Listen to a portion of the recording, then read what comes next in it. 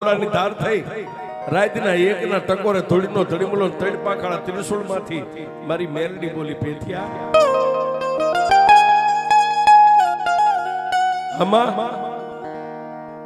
પેથિયા તને ઓરતો આવ્યો મારી મારા માટે નહીં